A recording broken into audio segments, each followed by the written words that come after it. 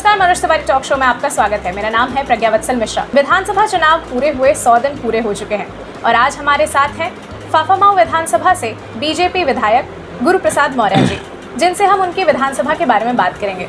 गुरुप्रसाद मौर्य जी, आपका हमारे शो में बहुत बहुत स्वागत है। जी जी, नमस्कार जी।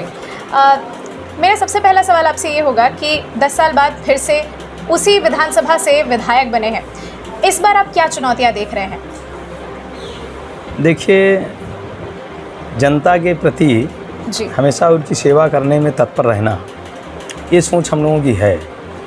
और चुनौतियां तो भाई नए नए काम निकलते हैं, नए नए हम लोग पूरा करते हैं।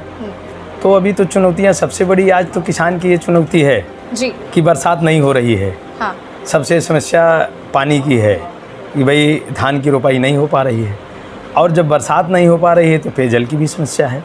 हालांकि आदरणीय प्रधानमंत्री जी का जो महत्वपूर्ण योजना कि पेयजल सभी लोगों को अच्छी तरह से शुद्ध जल मिले, उपलब्ध करा, उसके लिए उन्होंने सप्लाई वाला पानी यानी टोटी का पानी देने का उन्होंने 2024 तक वादा किया है। उस पर काम भी चालू हो गया है। अच्छा। तो बाकी तो सरकार हमारी पूर्ण रूप से जनता की सेवा में लगी है।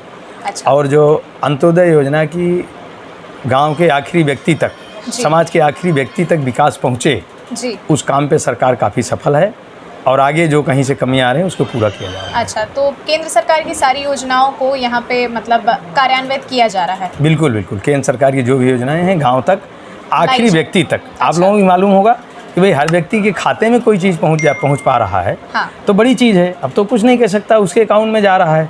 सारी योजनाओं का लाभ डिजिटल, आप लोगों को सब जानकार हैं लोग, जनता भी सब देख रही है, सबके अकाउंट में हर योजनाओं का लाभ सीधे पहुंच रहा है जी। तो इससे बड़ी पारदर्शिता और मेरी सरकार क्या करेगी? सही बात है। विधायक जी, हम आपसे अब दूसरा सवाल ये पूछना चाहेंगे कि अब मेरा सवाल विचारधारा की चुनौती के रूप में है। मुझे ये बताइए कि आप पहले बसपा के विधायक रह चुके हैं और इस बार आप बीजेपी के विधायक हैं, तो इस बार आप विचारधारा की क्या चुनौतियाँ देखते हैं अपने बार? देखिए, विचारधारा की चुनौतियाँ क्या, जनता को राजनीति करने का जो उद्देश्य होता है सही रूप से सेवा का उद्देश्य होना चाहिए जी। आज भारतीय जनता पार्टी एक सेवा सिखाती लोगों को जी। यहाँ राजनीति तो लोग करते ही हैं, राजनीतिक कार्यकर्ता के साथ साथ भारतीय जनता पार्टी कार्यकर्ताओं को सेवा भाव भी सिखाती है। जैसा कि आपने देखा होगा अभी कोरोना काल में हम समझते हैं प्रशासनिक सुविधा तो मिल ही रही थी सरकार में, लेकिन उससे ज़्यादा भारतीय जनता पार्टी के कार्यकर्ता भी घर घर जाकर के लोगों की सेवा का कार्य कर रहे थे। तो ऐसी कोई चुनौती नहीं यहाँ। विचारधारा सब करीब करीब राजनीतिक पार्टियां सब एक ही जैसे हैं, सबकी विचारधारा भी एक ही है। अच्छा। और भारतीय जनता पार्टी तो भाई मुख्य रूप से राष्ट्रीय धारा में काम करती है कि हम अपने लिए अगर कुछ कर रहे हैं तो हमें राष्ट्र के लिए भी समर्पण की भावना होनी चाहिए। अच्छा। तो वो समर्पण की भावना पहले भी थी, आज भी है, उसी उद्देश्य से हम लोग राजनीति कर रहे हैं। अच्छा विधायक जी, अब मैं आपसे ये जानना चाहूँगी कि क्या कट्टरवादिता जो है वो समाज के लिए मतलब प्रॉब्लम्स नहीं क्रिएट करती है, और अगर करती है तो फिर आपके पार्टी पे तो हमेशा से कट्टरवादिता का आरोप ही लगता आया है। अब देखिए भाई, ये आरोप लगाने वालों को कौन रोक सकता है कि किसी के व्यक्ति के जी। मतलब कहने पे आगे ये संविधान भी कहता भाई अपनी बात आदमी कहे जी। हालांकि अगर इतनी कट्टरवादिता होती तो आज भारतीय जनता पार्टी की 2014 में, 17 में, 19 में, 22 में लगातार सरकार बन रही है। तो लगातार सरकार बनने का मतलब है कि निश्चित रूप से जनता का विश्वास भारतीय जनता पार्टी ने हासिल किया है। अच्छा। तो भी इस पर तो कोई शब्द नहीं उठता। अगर जो आदमी कट्टरवादी बताता है उसको खुद उदाहरण पे देखना चाहिए कि अगर वो कट्टरवादी नहीं है तो जनता उसको क्यों नहीं पसंद करती। तो जनता का विश्वास हासिल करना वो कोई आदमी कट्टरवादिता से नहीं कर सकता, सेवा से ही कर सकता है। आज भारतीय जनता पार्टी सेवा कर रही है, विश्वास हासिल किया है, बार बार वो चुनाव में विजयी हो रही है। तो आपके हिसाब से ये आरोप ही गलत है? अब आप उससे समझ लीजिए आरोप गलत। जनता देखिए, राजनीति जो होता है, राजनीतिक पार्टियां जो होती हैं वो जनता के वोट से जीतती हैं जी। जनता का विश्वास हासिल करना ही उसके चुनाव जीतने का मतलब है। तो जो पार्टियां कहती हैं कि ये भाई कट्टरवादी हैं जी, तो हम कहते हैं भारतीय जनता पार्टी सेवा करके जनता का विश्वास जीत रही है, तो वो भी उससे बड़ी सेवा करके जनता का आशीर्वाद लें, उसका विश्वास जीतें चुनाव। जी। अब मैं सरकार की अगर बात करूं तो क्या महंगाई और बेरोजगारी की समस्या प्रदेश सरकार का काम नहीं है, और इसमें क्या प्रदेश सरकार कुछ भी नहीं कर सकती? नहीं, देखिए, महंगाई बेरोजगारी प्रदेश सरकार सब पे काम कर रही है, और बेरोजगारी भी अभी तो हमारी सरकार भाई सबको तो नौकरी नहीं दी जा सकती, और उसी के तहत कि जितने बेरोजगार लोगों को हम रोजगार से जोड़ दें उसके लिए आपने एमएसएमई के माध्यम से और तमाम योजनाओं के माध्यम से हमारी सरकार, चाहे प्रधानमंत्री जी के द्वारा लोन हो, चाहे हमारे मुख्यमंत्री जी के द्वारा, प्रदेश सरकार के द्वारा लोन हो, हम समझते हैं तमाम रोजगार से जोड़ने का काम हमारी सरकार कर रही है। तो ऐसा नहीं है, बेरोजगारी पर भी सरकार का ध्यान है, महंगाई पर भी ध्यान है। जी ध्यान है, लेकिन सारी सरकारों का, सारे के सारे जितने भी आपकी ऑपोजिट पार्टीज है, उन सबका तो यही कहना है कि मतलब आप कोई काम ही नहीं कर रहे हैं इस बारे में, और सरकार इस मुद्दे पर फेल। जब लोगों के पास कोई मुद्दा नहीं होता तो फिर जो मुद्दा उनको समझ में आए वही उड़ाना शुरू कर देते हैं। अच्छा। लेकिन मुख्य चीज़ जो मैंने भी पहले भी कहा, मुख्य चीज़ है जनता का विश्वास हासिल करना। अच्छा। ठीक है ना? तो हम कुछ कर रहे हैं तभी जनता हमको वोट दे रही है, हमें भरोसा करके हमारे तरफ मुखातिब है। तो आपके हिसाब से जो आज़ादी के 75 वर्षों पे अमृत महोत्सव मनाया जा रहा है वो सही है? भाई, आज़ादी के 75 वर्ष पे अमृत महोत्सव, अब आप देखिए, आपने पहले से भी देखा होगा, आज आपको क्या, हम प्रयागराज शहर में हैं जी, प्रयागराज में आप खुद देखिए कि क्या पहले से आपको अंतर दिखता है कि नहीं दिखता? अच्छी सड़कें आपको दिखती हैं, बिजली में सुधार दिखता है, लोगों के घर तक या आखिरी व्यक्ति तक जी फ्री का, यानी मुफ्त, कोई आदमी भूखा ना मरे, मुफ्त अनाज उसको मिल रहा है, शौचालय घर घर बन रहा है, गैस चूल्हा उन माताओं बहनों को जिनकी आंखें ख़राब होती हैं उनको आदरणीय मोदी जी ने दिया, वो लोग उसका प्रयोग कर रहे हैं। किसान सम्मान निधि के रूप में 3 बार 2-2 हज़ार रुपये किसानों के खाते में जा रहा है। ये सारी योजनाएं जो हैं, 5 लाख रुपए उन गरीबों को जिनको इलाज का पैसा नहीं मिलता था, वो सरकार हमारी देने का काम कर रही है। तमाम आपको अस्पताल में सुधार दिखता है। अगर ये सब दिखता है तो ये काम तो ही है हमारा, ये काम है, तो अमृत महोत्सव मनाने में कौन सी बुराई है? हम समझते हैं हम अच्छा काम कर रहे हैं तो मनाएंगे। जी विधायक जी, अब आपकी जनसभा पे आते हैं, फाफामाऊ के मतलब विधानसभा क्षेत्र पे आते हैं। जी जी। 100 दिन का समय बहुत बड़ा समय होता है। हमारे एक सर्वे के हिसाब से आपको फाफामाऊ की जनता ने 10 में से 8.5 अंक दिए हैं। तो हम आपसे ये जानना चाहते हैं कि ये अंक 10 में से 10 क्यों नहीं थे आपके हिसाब से? अब देखिए भाई, वो जनता के ऊपर है जी। जनता का विश्वास सबसे बड़ा विश्वास होता है जी। अगर उसने 10 में से 10 नहीं दिया तो मैं कोशिश करूंगा जो हमारे अंदर कमी होगी उसको सुधार करके अगली बार प्रयास करूंगा।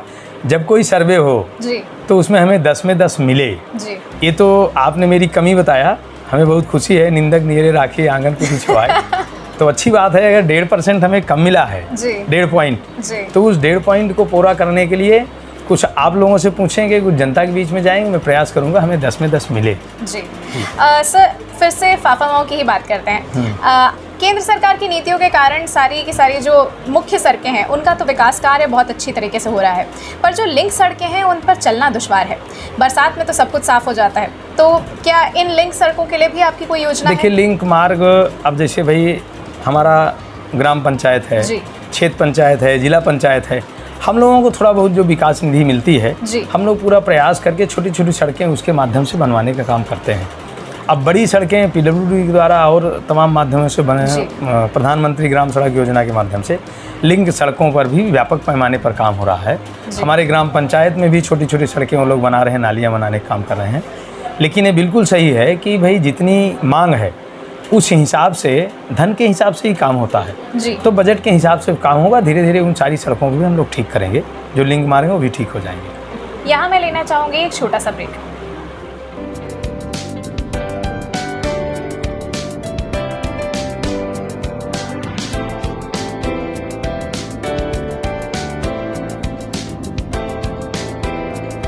ब्रेक के बाद आपका स्वागत है। विधायक जी, आपने अपने पिछले कार्यकाल में एक विद्यालय की स्थापना कराई थी। फाफामाऊ क्षेत्र में पहले से 2 विश्वविद्यालय हैं, पर एक तकनीकी कॉलेज की कमी है, तो क्या आप इस कार्यकाल में उसे पूरा करने की कोशिश करेंगे? देखिए, हम लोगों का पूरा प्रयास होता है कि अपने क्षेत्र में ज़्यादा से ज़्यादा विकास कराया जाए जी। अब उस पर प्रयास भी रहता है। आज हमारे क्षेत्र में सबसे बड़ी जो समस्या है, आप लोगों को देखने को मिलता होगा, हमारा कृषि का बहुत अच्छा क्षेत्र है जी। हमारे यहाँ ज़मीनें बहुत महंगी हैं जी। और बड़े बड़े कार्यों में या जो भी इस तरह से तकनीकी विद्यालय है, जैसे अभी आपने पॉलिटेक्निक की बात किया जी। कोई अस्पताल है, कोई बड़ी, सबके लिए ज़मीन की सबसे बड़ी आवश्यकता होती है। अच्छा। कई कार्य प्रोजेक्ट हमारे हैं जो लाइन पर हैं, हम लोग ज़मीन उसके लिए इसका मंत्रालय आपके सहयोगी अपना दल इसके पास है क्या? इसका आप कोई नहीं ठीक है, मंत्रालय सब अपना सहयोगी का, सब अपने लोग हैं जी। जो भी हमारे सहयोगी हैं सब अपने हैं, लाभ मिलेगा तो बिल्कुल लाभ मिलेगा। अब यह है कि प्रयास में हैं हम लोग। अच्छा। अगर उसके लिए ज़मीन उपयुक्त मिली जी। और सही माहौल मिला तो जल्द ही सारे विकास होंगे क्षेत्र में, उसको हम लोग कराएंगे भी। अच्छा। सर अगर अब स्वास्थ्य के क्षेत्र की बात की जाए तो फाफावाओं में प्राइवेट और बड़े बड़े अस्पताल तो काफ़ी सारे हैं, पर कोई बड़ा सरकारी अस्पताल नहीं है।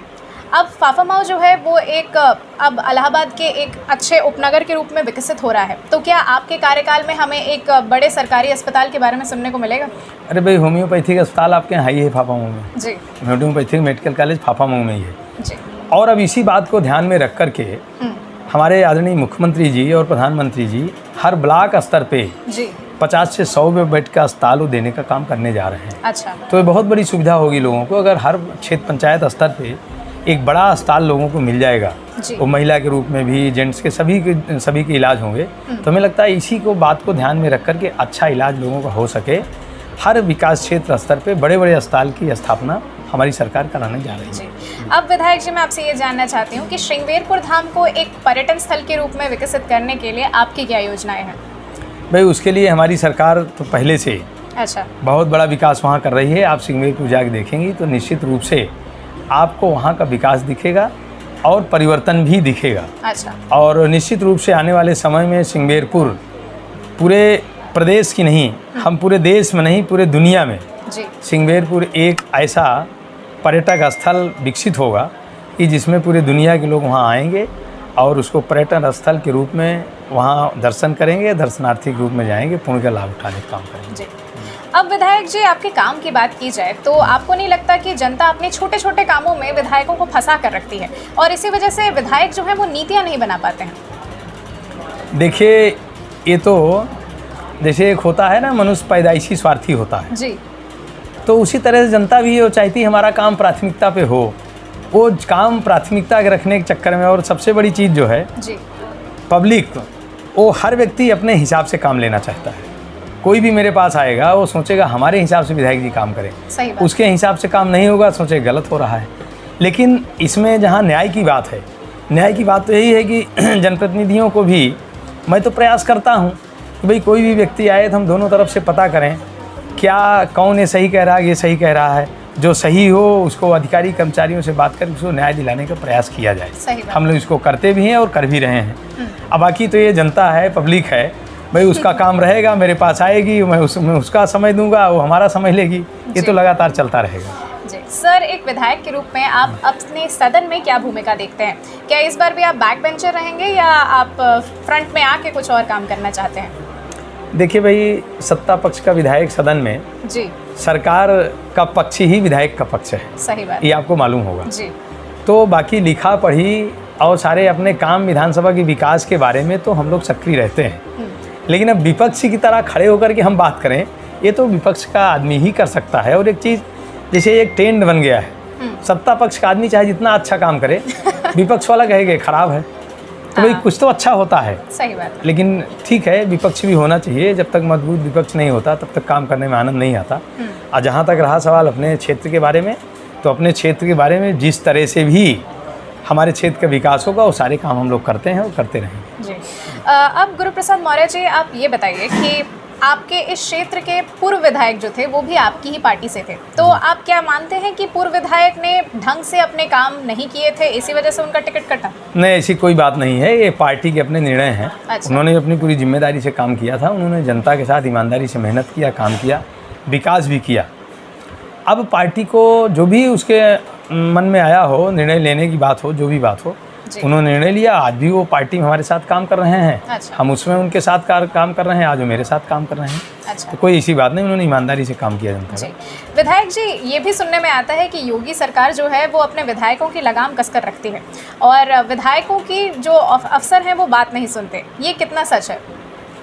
देखिए, कोई भी सरकार हो वो पहले अपने को सुधारेगी तभी दूसरे को सुधार सकती है। लंबे अरसे से यहाँ अधिकारी कर्मचारियों की आदत बिगड़ गई है, और हमें नहीं कहते, उसमें जनप्रतिनिधि भी कुछ ऐसे होते हैं जो उनकी भी आदत बिगड़ गई होगी।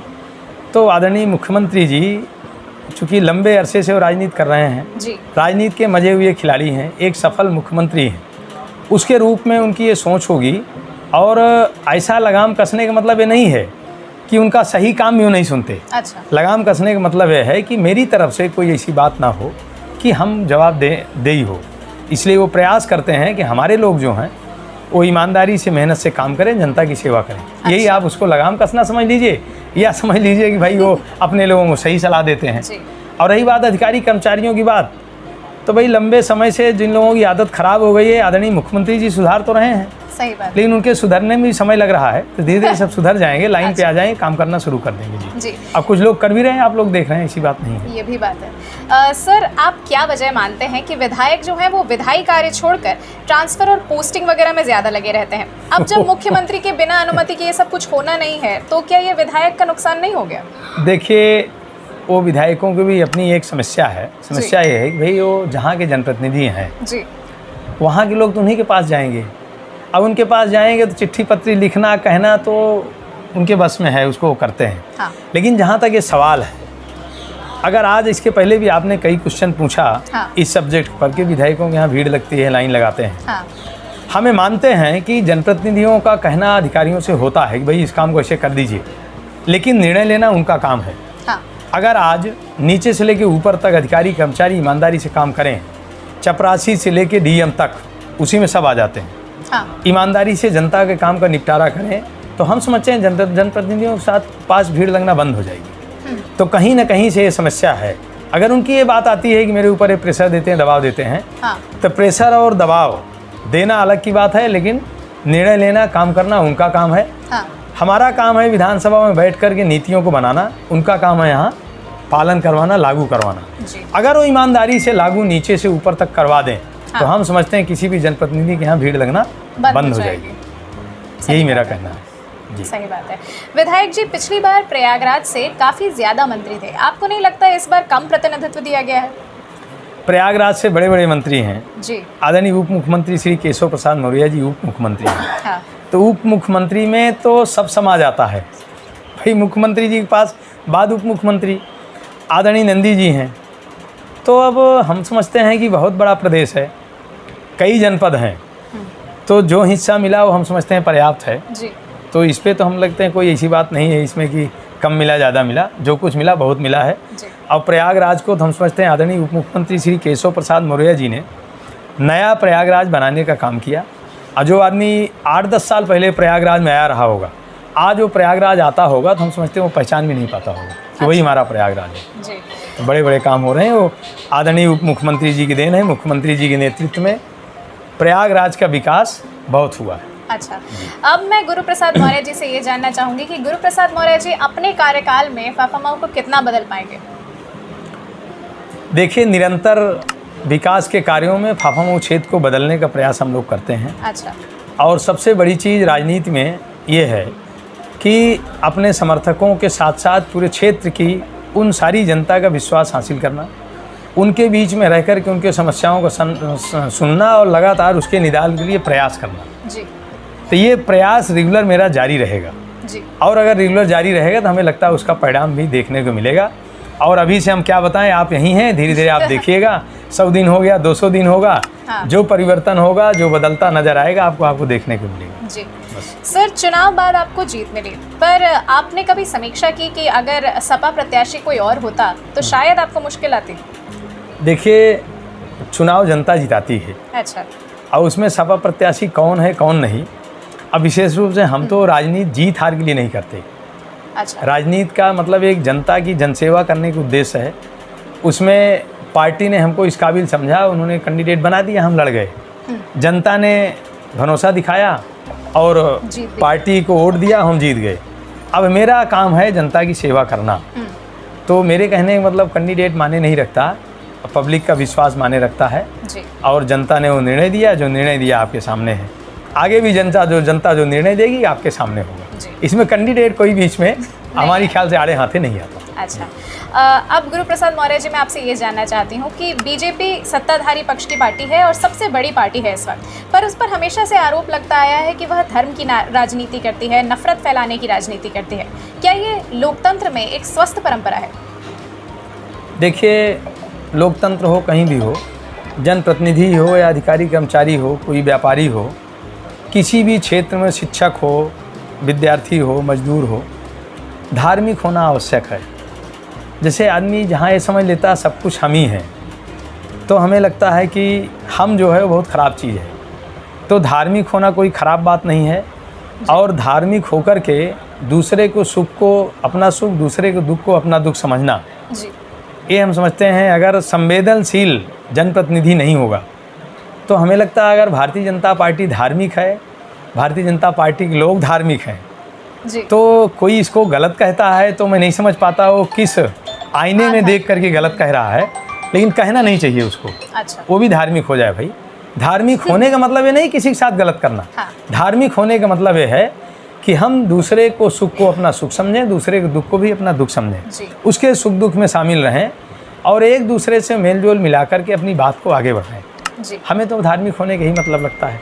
अब कोई दूसरा आदमी उसका दूसरा अर्थ निकाले तो क्या बताया जाए भाई। मुंडे मुंडे मतिर भिन्ने, वो कुछ भी करता रहे, कहता रहे, वो उसकी अपनी इच्छा है। जी। जी।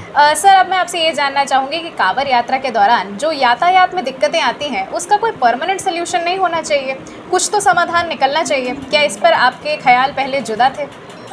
देखिए, निरंतर समाधान निकालने के लिए प्रयास तो शासन प्रशासन सरकारें भी करती रहती हैं।